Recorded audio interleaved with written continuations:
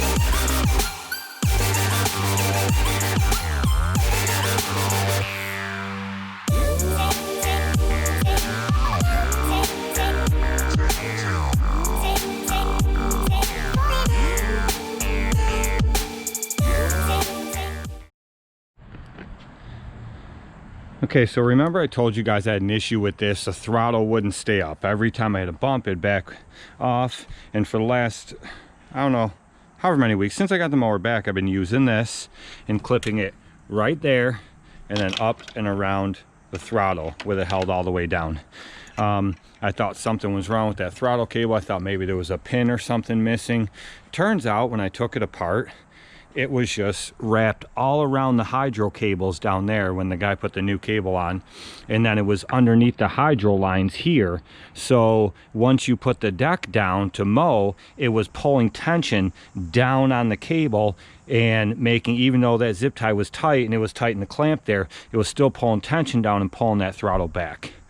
So what I did was I cut it free and I rerouted it. I took it off that end, I rerouted it through to where it's free, nothing gets in its way, and then I brought it over top of these hydro lines, and now it's perfect. It goes all the way down and it stays down, and then I bring it back up and it comes up. The other thing is, when you would back the throttle back off, it would idle down just a little bit, but not much at all. Now it idles right down, throttle's right up, everything's fine. But these two mowers need a bath. You guys know my drill. I usually wash them at the end of every week, and that just hasn't happened. It's been a crazy year. That thing has not been washed since I bought it. And we are currently at 110 hours even. I've done all the maintenance, greased it, sharpened the blades, changed the oil on it, all that stuff, but 110 hours that thing is at already. And it hasn't had a bath. So today, they both get baths.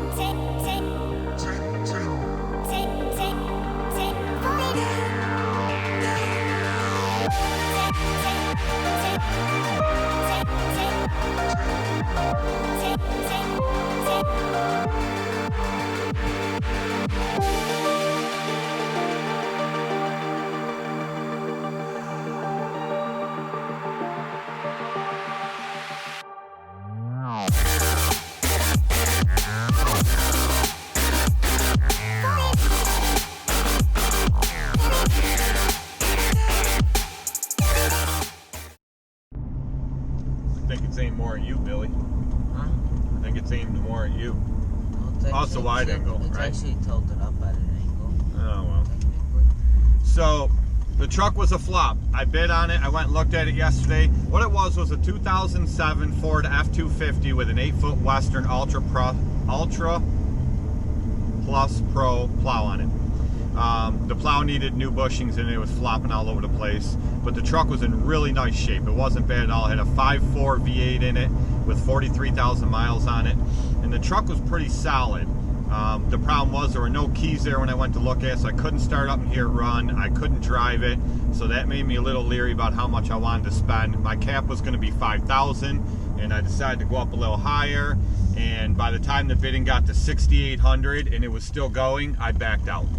Now at Kelly Blue Booked, I looked it up between 10.5 and 11.2 or 12.2, something like that. So that really surprised me at Blue Book that high. But the thing with it is not being able to hear it run and not being able to drive it, and it made me a little leery about bidding too high. So did I make a good decision? I don't know, because I've been all over Craigslist, Facebook Marketplace, things like that, and a lot of trucks in that condition are going for a lot higher. Pretty much everything on Craigslist and Facebook Marketplace is either beat to hell or people just want way too much money for it. So I don't know, the search continues. I may have made a bad decision by not bidding a little bit higher. It ended up going for, I think, $7 grand, $7,100, something like that.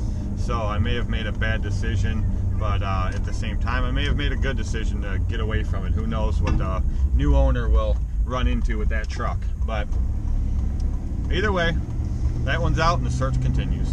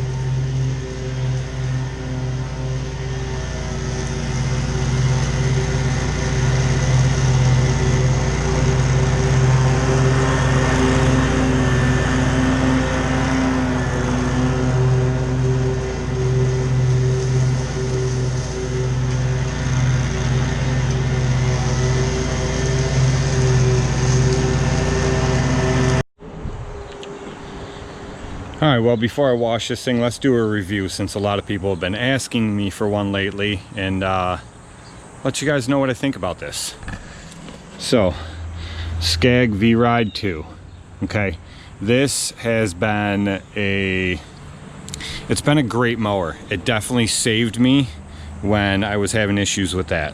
So I have zero regrets of buying this mower. We'll say that right off the bat. If you guys watched the one that I had done a couple years ago when I was going in between the V Ride II, which was the model before this one, there were a few features different, not too many. Mainly like the seat or the cushion, different colors in the pattern, that's different. One of the major things that's different, which was my deciding factor in buying this mower, other than the fact that I needed dealer support. With all the stuff that was going wrong, I needed dealer support, and you know, I have zero hesitations about working with this dealer. So anyway, my biggest issue, if you guys go back and watch that video with the Scag V Ride II when I demoed this and I had to choose between this one and that right that I ended up buying, which we won't talk about that mower, but that the only reason I did not pick this one over the right, other than the fact that the right had a seat on it and you could sit or stand, which I needed. If you guys remember back then, I'd hurt my back and I needed to go back and forth. I couldn't do just one all day. But the decision was between that and the Scag V Ride II could not hold a hill. Even smaller inclines with dry grass, not even wet, wouldn't hold a hill. So since then, they have changed the V Ride II a little bit to the point where they widened the stance a little bit and they put bigger tires on them. That has definitely helped. I would still like a wider tire versus a taller tire. that would definitely be much better. Scag has been told about that a million times. I know so many guys across the lawn care industry that has said to Scag, why don't you make the tires wider like every other manufacturer? Every single manufacturer out there in the market now has made wider tires on their standers, and the sit-down Cheetah that Scag makes has wide tires on it. Those tires would be phenomenal on this deck or on this mower. Now, understanding you only go so wide before you run into an issue where the tires stick out further than the deck, and you got to avoid that. But there's definitely enough room to put those wider tires on this one with this 52-inch deck without sticking out further than the deck. So I would definitely like that to be changed. But other than that, this mower is fast. It flies. It definitely has saved us so much time on a daily basis. It runs great. I absolutely love this Kohler Command Pro 25 EFI. That is a phenomenal engine. I said to you guys before that there was an issue where I thought it was burning oil. Turns out it was not burning oil. Almost every mower I've ever owned, when I change the oil and filter, because you know they recommend it every 100 hours, but you guys know I change everything every 50 hours. So every mower I've ever owned before, including this guy here, this Kawasaki, which I believe is a 25, 26 horse on that Kawasaki, they all take 1.9 quarts of oil. I assumed this one was the same, and that's what I put in it. And turns out this takes just over 2 quarts of oil when you change oil and filter.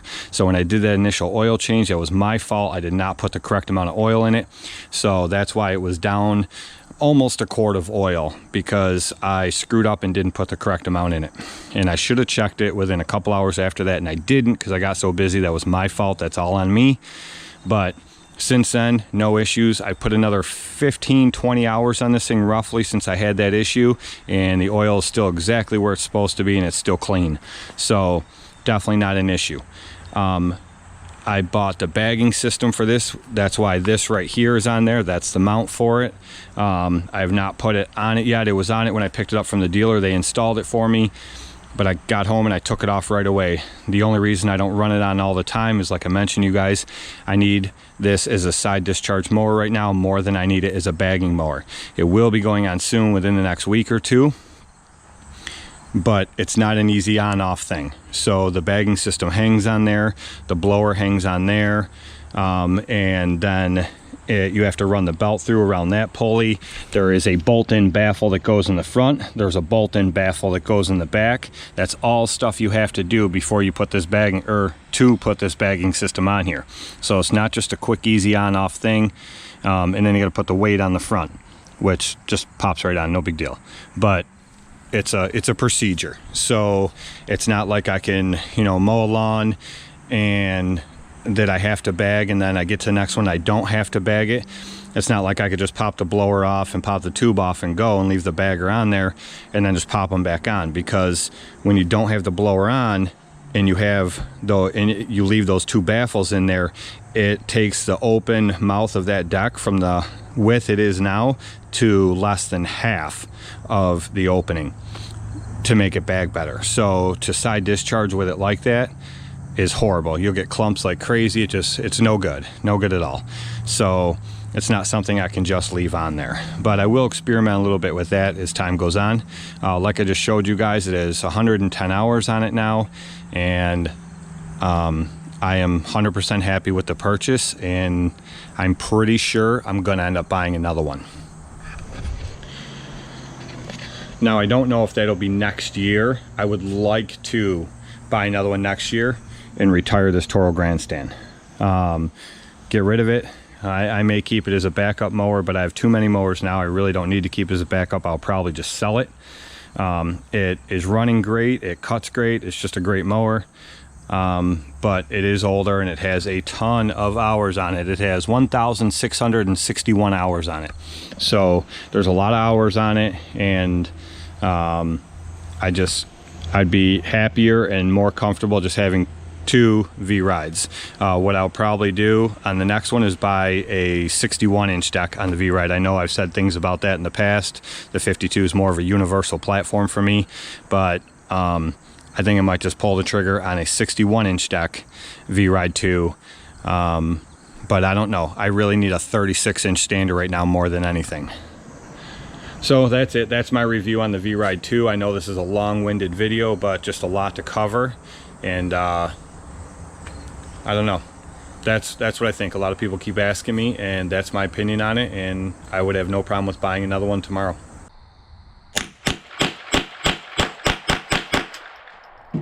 Make sure you hit the subscribe button, leave a thumbs up, and comment if you want to. You don't have to, but if you want to, you can. We'll see you in the next one.